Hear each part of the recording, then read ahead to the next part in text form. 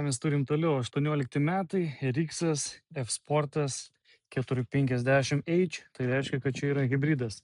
140 tūkstančių mylių nuvažiavęs, gruodžio 1 aukcionas, statymų kol kas jokių neturi, parsiduoda kaip visada chebra draudimo įmonė, žiūriu, kad visą laiką būtų draudimas. Graži pilka spalva, praimant kėbulą pažiūrėsim, po to parodysiu jos mušimą, kuris yra į priekinę dalį. Raudona standartinė jau jų gražų saloną turi, didelę panoramą, salonas labai tvarkingas.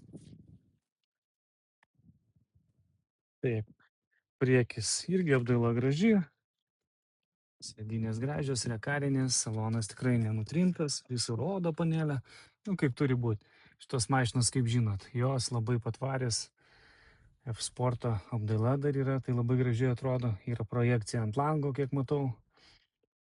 Taip, šildomas sėdynės, salonas labai tvarkingas. Gerai, parodom pagrindinę jo mušimo dalį. Tai yra gavęs į priekinę dalį. Bet jis neatrodo, nėra taip baisiai, kaip atrodo, kadangi kapotas yra taip sustumtas ir atrodo, kad labai sustumta, bet iš tikrųjų jis yra užstrigęs parašytas tą.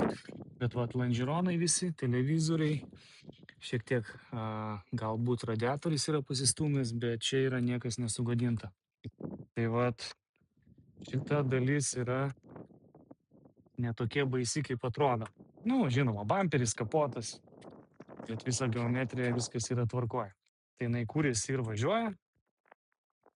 Galite pasižiūrėti piloto numeriko ir pasibandom, aišku, kaip visą laiką užvesti. Jeigu jinai kūrėsi ir važiuoja, man visą laiką įdomu pasitikrinti. Taip.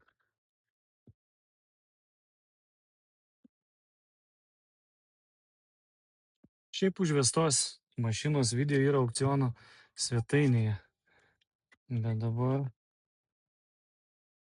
kažkodėl jinai nenori vestis. Išsivedė. Baterija turbūt žinai iš karto.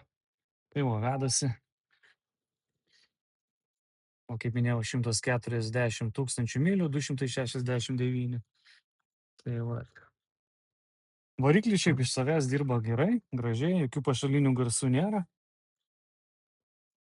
Yra autoholdas, labai gera funkcija.